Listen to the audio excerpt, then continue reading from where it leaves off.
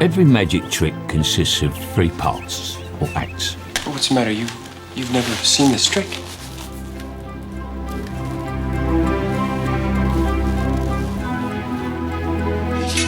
The first part is called the pledge. The magician shows you something ordinary, a deck of cards, a bird, or a man. He shows you this object. Perhaps he asks you to inspect it, to see that it is indeed real. But of course, it probably isn't. It's beautiful, man! Beautiful! Love letter to cinema. You know, I go to the movies, I go to the gas station, I go grocery shopping, I do everything, you know, that everybody else does. I mean, I live a very normal life. The second act is called the turn. The magician takes the ordinary something and makes it into something extraordinary. Now you're looking for the secret. But you won't find it because, of course, you're not really looking. You don't really want to work it out. You want to be fooled. I think Tom Cruise is a fantastic actor. I grew up with him. I mean, we all did. His career has everything. Romantic comedies, captivating dramas, nail-biting thrillers. The Firm is like a personal favorite of mine. It does not in any way waive your rights to full and complete confidentiality in any other area of the attorney-client relationship. And his ambition to push himself to the brink of destruction with just increasingly dangerous stunts, it's genuinely admirable.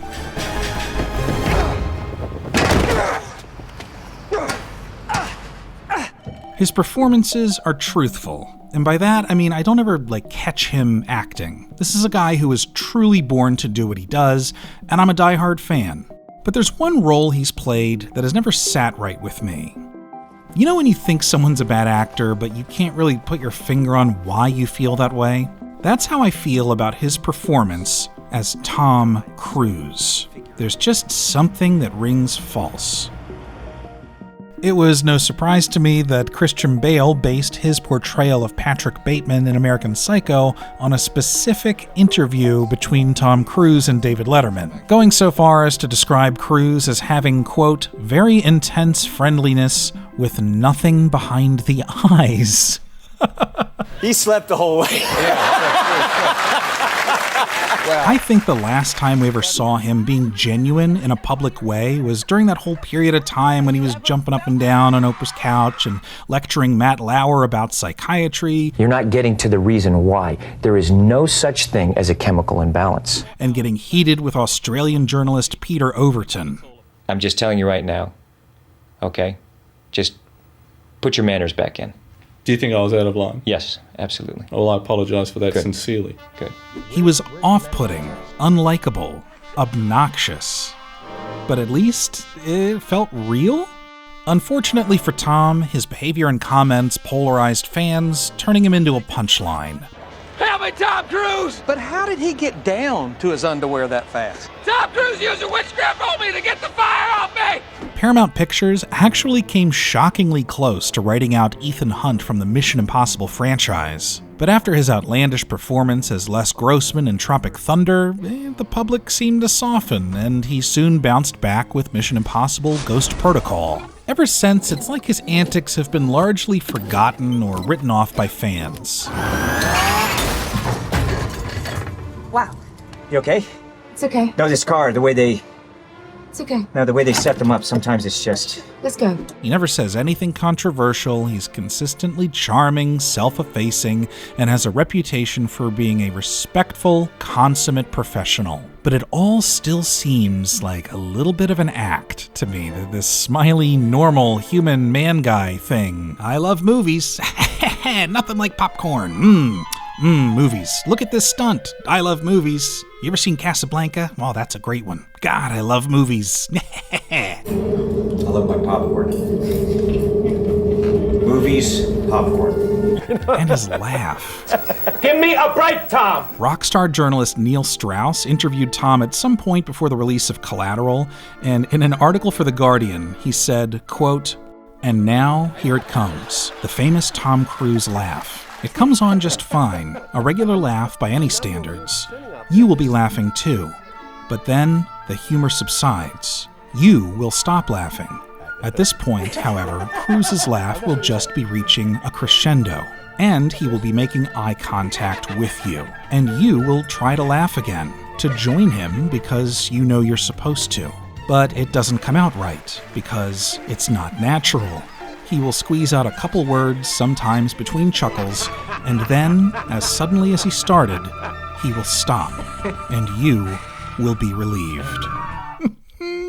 Like a well-calculated illusion, it feels as if Thomas Mapother IV, at some point in the past, disappeared. And what we have now, Tom Cruise, is the performance. Even with his acting roles, it seems like he doesn't do anything subtle anymore. Nowadays, the risks he takes as an actor seem purely physical, as he plays characters who more or less are just saviors of the world. Don't get me wrong, he still has some great interpersonal moments, like when he reunited with Val Kilmer in Top Gun Maverick. Thank you, guys, for everything. But back in the 90s, man, he took on roles that seemed to challenge him mentally and emotionally, like Born on the 4th of July or Eyes Wide Shut. And one film I keep coming back to, one that I think contains one of the last truly great performances from Cruise, is Paul Thomas Anderson's epic mosaic drama, Magnolia. I revisit it at least once a year, just for a number of reasons, and Cruise's performance is eternally watchable. Not just because he's fantastic in it, but because there are so many odd parallels to the real Tom Cruise, or at least the Tom Cruise he wishes to present to the world.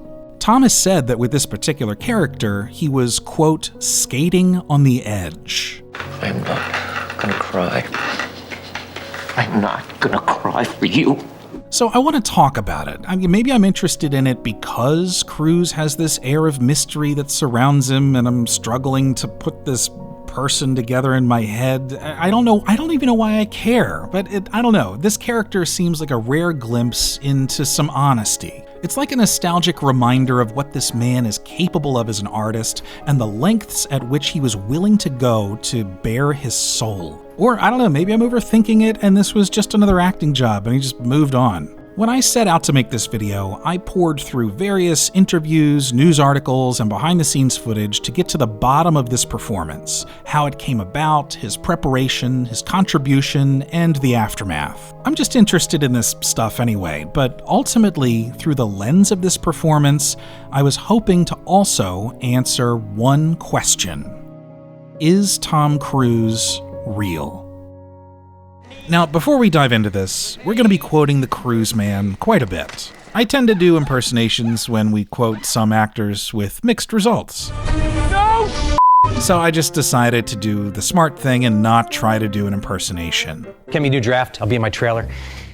It's Tom Cruise. Instead, I hired professional Tom Cruise impersonator Evan Ferrante to read various quotes from print interviews and articles. Woo! I'm a big Hollywood star, maybe even the biggest. I run, I scale mountains, I ride motorcycles, I've even jumped out of a plane or two. Inverted. Thanks in advance, Evan. And if you want to learn more about him, go to nottomcruise.com. Check him out on Instagram at nottomcruiseofficial, as well as Cameo. During and after the wild success of Boogie Nights, Paul Thomas Anderson felt immediate pressure to begin working on writing another film. One day he gets a phone call from Tom Cruise, who is in the midst of shooting Eyes Wide Shut with Stanley Kubrick. Nicole Kidman and Cruise had just watched and loved Boogie Nights, and Tom told him over the phone how great it was. PTA, you really outdid yourself here. God, Boogie Nights, wow, what a masterpiece. I never knew porn could be so much fun. Really, you knocked out of the park. Yeah, you knocked out of the park. Coincidentally, Anderson was in London to promote the film, and he was able to visit Tom on the set of Eyes Wide Shut. So I wrote Frank T.J. Mackey the part for Tom. And sent it to him 8 or 9 months later. You know, I said, so let me go away, I'm going to write. I'll send you that. I didn't tell him anything about it, but I said, let me go write this thing, and I'll send it to you. And so, you know, many months later, when he was finally finishing up Eyes Wide Shut. Many years later. Yeah, exactly. Well, I met him, and he'd been there for a year and a half already. Yeah. So 8 or 9 months later, I sent it to him. And it was one of those dream stories where, you know, you send it to him, and the next day he calls and says, let's go. Let's go. Yeah. That much we know is true. What we don't know is maybe how much Paul knew about Tom's real life as he was writing the character. I don't know. I mean, Paul Thomas Anderson did tell him that he didn't know anything about Tom's personal life when he wrote the script.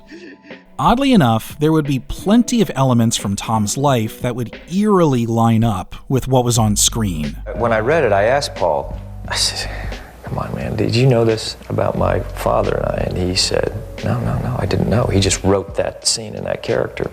Tom did a considerable amount of preparation for this role. He put in the work and wrote a whole history of who this guy is. I love the script, and I love the character. I spent about 4 months preparing Mackey, working on that character. I loved playing Mackey. It's a great character. In the sprawling 3-hour narrative of Magnolia, we get to know who this guy is in 3 stages. The first of which is how he presents himself to his followers. Respect the and tame the Frank T.J. Mackey is unfortunately a character that seems all too familiar nowadays. A pickup artist. With an overreaching masculine bravado, he gives motivational speeches to sexually frustrated young men, instructing them exactly how to manipulate women to get them in bed. Form a tragedy. Now, this is simple and clean, and if done correctly, can be very, very effective in getting some push. A modern-day parallel would be someone like Andrew Tate, or Dennis Reynolds with his Dennis system. At the time, it was actually based on a guy who went by the pseudonym Ross Jeffries, who had written a book, How to Get the Women You Desire into Bed. It's a catchy title. It's got good iambic pentameter there. It's like, How to Get the Women You Desire into Bed. It's the nice guy who's the phony, who's not being his real self, because he's afraid he can't do any better. So you're going back to my point. All men are jerks? No. And some hide it. Cruise and Anderson had a lot of fun collaborating on exactly how this guy would present himself on stage. According to a 2014 article from Grantland, Anderson originally wanted Mackey to be a nerd dressed in golf pants and a polo shirt. Cruise pushed back, suggesting that Mackey sees himself as some kind of a mythic figure, like a god. Quote, I always saw him wearing an armband. Those leather wrist, masculine hero sort of things. The final product is like an amalgam of a deity and a rock star. Another element that makes Cruise's performance so much fun to watch is, keep in mind at the time, Cruise had this kind of clean-cut image. Hearing him spew vulgarity and ooze with misogyny was different, to say the least, and maybe that's something that Anderson picked up on. And so Tom and I just sort of chatted, and I was just starting to think of this character that he plays in the movie. And there's just something, just brought up the naughty side in me. I don't know what it was. I just sort of looked and I said, oh, I know exactly what to do here, Then we come to the second stage of Frank Mackey. So at the halfway point of the presentation, Mackey's interviewed by Guinevere. Interviewed by a woman. Time to disrobe. On the day of the shoot, Cruise was just going to take off his shirt, by the way, but Anderson suggested it would be funny if he took his pants off too. According to Anderson, Cruise obliged, saying, What do you want me to do? Do you want me to stand on my head? You want me to do backflips? I mean, I'll do it. I'll do anything you want. I'll do anything you want. I mean, it's all a show for Guinevere, who, in a brilliant performance, by the way, from April Grace, puts on an act, essentially convincing Mackey that she is, in fact, just another dumb woman who is under his spell. There are women who, want to destroy me. I find that hard to believe.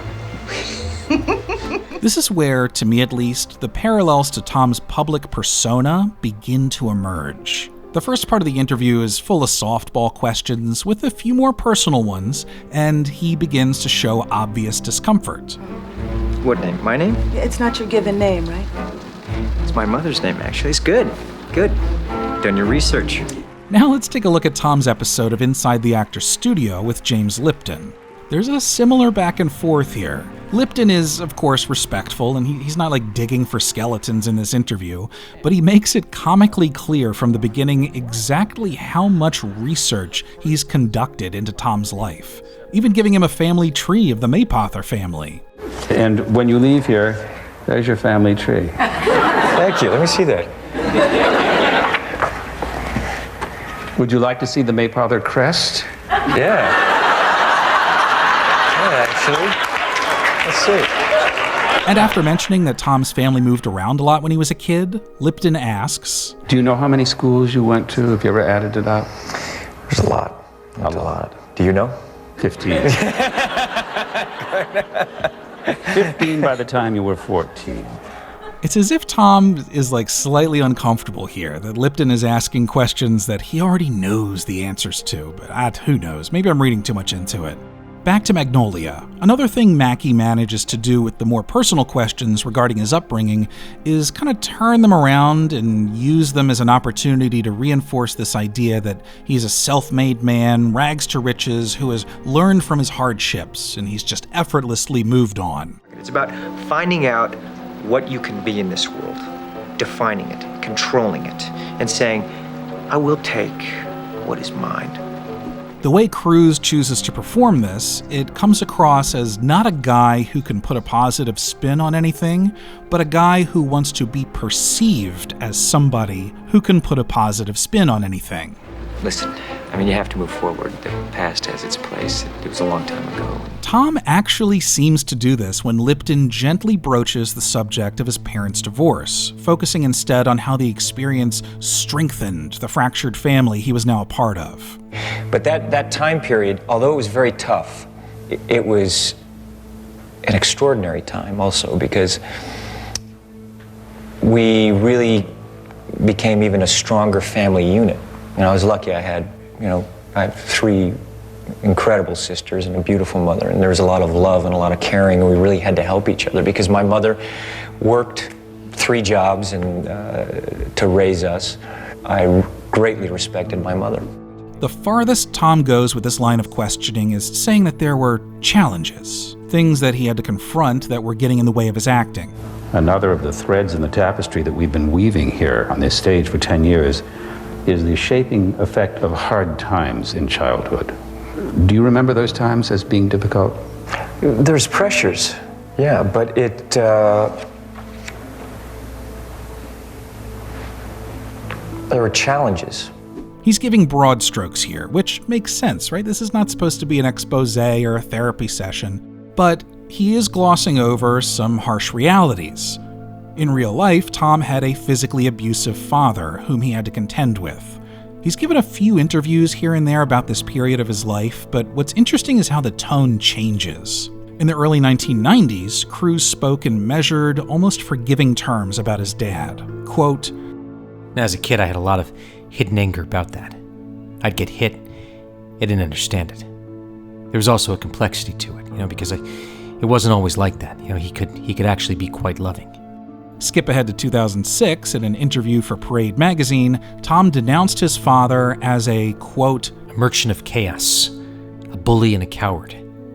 The kind of person where if something goes wrong, they kick you. It was a great lesson in my life how he'd lull you in, make you feel safe, and then bang! There's a little anger there, which to me rings more true than this kind of glossing over events and being respectful. It's okay to be angry at someone like that. And according to a Business Insider interview with Tom's first manager, Eileen Berlin, he never showed any signs of happiness in his early years as an actor, harboring a lot of anger at his father. She goes on to say that he had a volatile temper. Quote, it was like something was smoldering, and it would boil up and explode. Which brings us to rage. What is your question? Well, I guess my question's this. Why would you lie, Frank? As the interview with Frank Mackey becomes more contentious and confrontational, Tom's physicality here is just extraordinary. Moments earlier, he couldn't sit still. He's like a horny dog, and now he's just stiff, rigid, holding back anger. Frank Mackey sits there, powerless, as we learn that his father coldly abandoned him as a child, leaving him to care for his dying mother alone. In an attempt to distance himself from his past, he changed his last name from Partridge to Mackey. Can you talk about your mother, Frank? That's another interesting parallel. Tom did the same thing, dropping his family name of Mapother in favor of his middle name, Cruz. But even after being directly asked by Lipton if this was a reactionary decision that had to do with the issues he had with his father, he denies it. And how and why did Mapother IV vanish? You know, I honestly didn't want the name. Because I wanted to define who I was. And for me, I wanted some say in what my name was. You know, he gave it to me, and he gave it to you? Yeah, my father. Your father. So it had something to do with your father? No, it really had to do with who I felt I was and what I wanted to do. It was a young man striking out independently. Exactly. There is something about angry Tom Cruise that is truly terrifying. The way he stares down Guinevere and Magnolia, it's burned into my head. Like, there's just so much being said here without being said. I'm quietly judging you. I think I believe it more because I actually believe that Cruise has tremendous rage inside of him. I mean, we're veering off into speculation again, but I think he has anger that he manages to channel in different appropriate ways, but every once in a while, man, I think it comes out. Is it understood? If I see it again, you're going, and so are you. So you're gonna cost him his job. And I see it on the set, you're going, and you're going. We are not shutting this movie down! Remember when he went off on crew members that one time? It was on the set of one of the Mission Impossible movies about COVID protocol. I mean, that's scary. I'm not saying he wasn't justified to be upset, but maybe that was a bit much, and my sphincter would be nice and tight if I was on that set. You can tell it to the people that are losing their homes because our industry is shut down. It's not going to put food on their table or pay for their college education. That's what I sleep with every night. But then there's also this other moment you guys might remember. It was like years ago when some guy squirted Tom in the face with like a fake microphone at a red carpet interview. No, why would you do that? Why would you do that? Come here. Why would you do that? Now, Tom is totally in the right here. That was beyond disrespectful.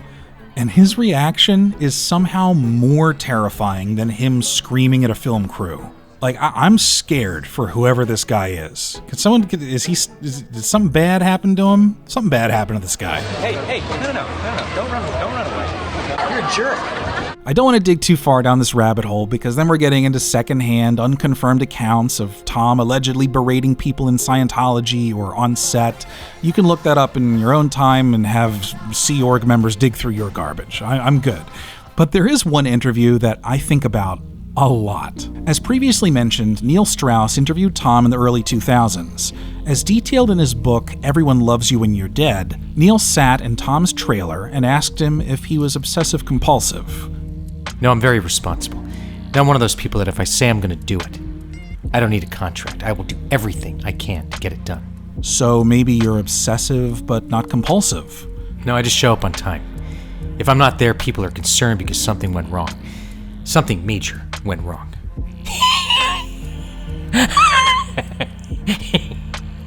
He erupts in a long laugh, then suddenly stands up, looks at a clock on the microwave that reads 2:04 p.m., and smashes his fist into the clock.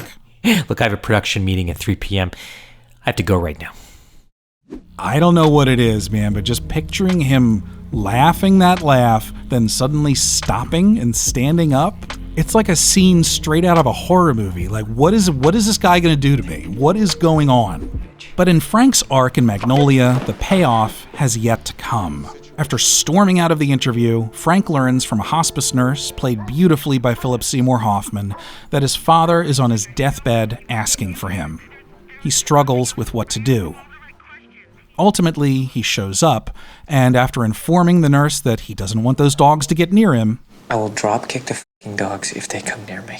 A suggestion from Cruise, by the way, who thought it'd be funny if Mackey was afraid of dogs. He enters the room with his father. You don't look that bad. What follows was 100% improvised by Cruise.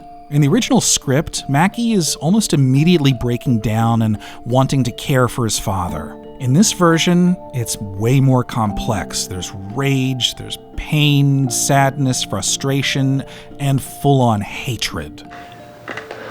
It hurts, doesn't it? It is truly an amazing scene. It even took Hoffman off guard, who stated that Cruise's improvisation just surprised him. He didn't know he was going to do it, and it coaxed real emotions out of him as he stood back and watched. God damn it, you fucking asshole. It's not only an effective, captivating, dramatic moment, but just from an acting perspective, it's a masterclass in being present. Cruise himself admitted, quote, I didn't know what was going to happen when I got to the house. He had done the work, created this character, was given these circumstances, and he was just going to go in there and let the situation hit him in the moment. Oh, God, don't go away, you fucking asshole. There are several elements here that arguably heightened the realism for Cruise. I mean, first off, you got actor Jason Robards, who was nearing the end of his life, eventually succumbing to lung cancer shortly after the film's release. What drew me to it, too, is the fact that the guy that I'm playing is dying of cancer at home. And I just went through an experience in which the life or death thing was, for 9 weeks, was unknown. But what can't be ignored is how Cruise himself had been in nearly the exact same situation. At 22 years old, nearly 15 years prior to shooting this pivotal scene, he found himself sitting with his dying father. Did you tell him how you felt about him? Yeah, I held his hand, and he said, listen, we'll go have a steak, and I'm going to get through this. And I just wanted him to know, that I loved him. Did you see him again? No, I didn't see him again. He died. Do you feel that that chapter ended more or less satisfactorily at that point? Yeah, more or less satisfactorily. It was... Never perfect.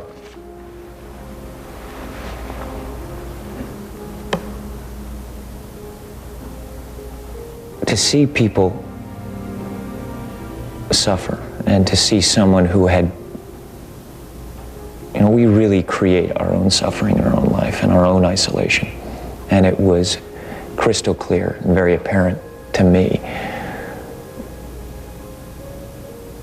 what had happened and what he'd done. And it's not a matter of me saying, you did this. I don't feel that way about life, blaming our parents for our own existence. I really believe we take responsibility for our own lives and we create our own lives.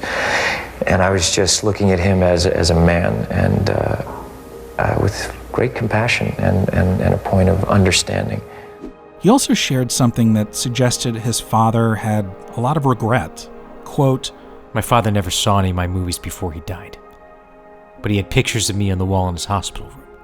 He told nurses how he made a mistake with me and my sisters. This is wild to me, considering that Magnolia is, a lot of it is really about regret. There's a whole, the generational abuse between fathers and sons and the sins of the fathers, and especially in Robards' final monologue, it's just all about regret and wanting to do things differently. Regret that you make, and the something you take, and the blah, blah.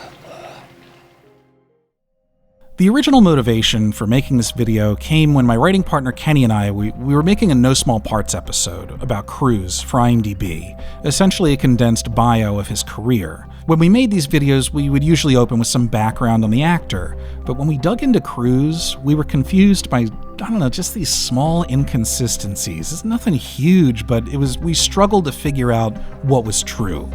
For example, there were rumors that he wanted to enter the priesthood when he attended a Catholic school, but he denied that in an interview for E! Online. But then a former classmate said that Cruise was, quote, sincere about becoming a priest, and also said that they got kicked out of the school for stealing booze. Now, who knows what's true? With every story Cruise has told about his early years, there are several other accounts correcting or adding some kind of secondhand story, which I'm sure is bound to happen when you're the biggest star in the world. People come out of the woodwork saying, "Oh, I knew him." But I don't know, I couldn't ever shake the feeling that there are holes in the story that Cruise has presented to interviewers. And I normally wouldn't care, I'm more interested in the acting. I don't really care about the gossipy stuff, but I can't get rid of this feeling that, and this oddness that Cruise played this character in Magnolia who is trying to cover up his past, and then afterwards, it's like he stopped talking about this stuff.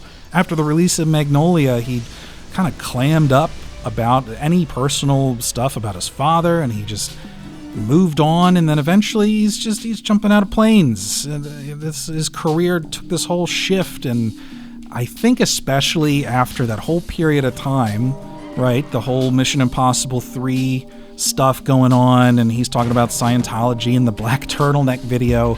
Being a Scientologist, when you drive past an accident, it's not like anyone else.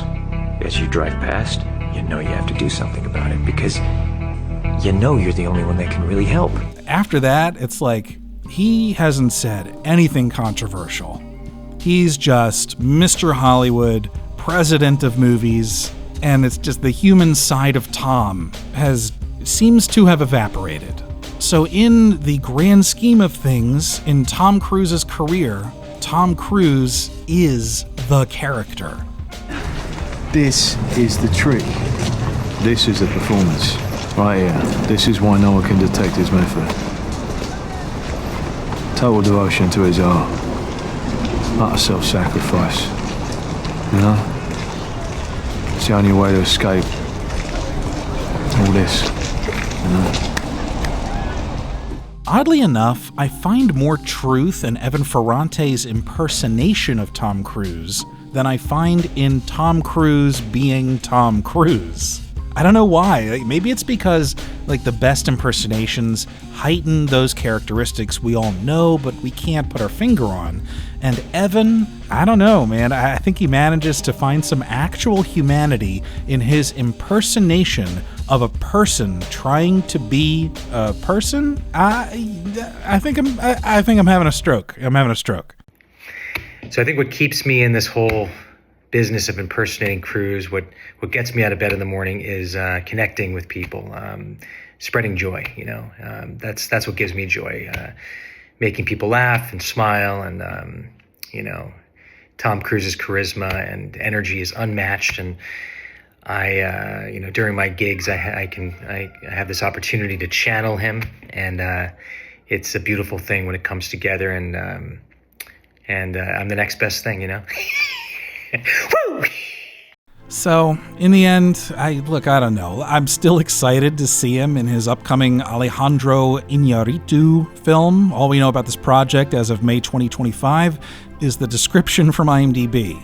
The most powerful man in the world causes a disaster and embarks on a mission to prove that he is the savior of humanity.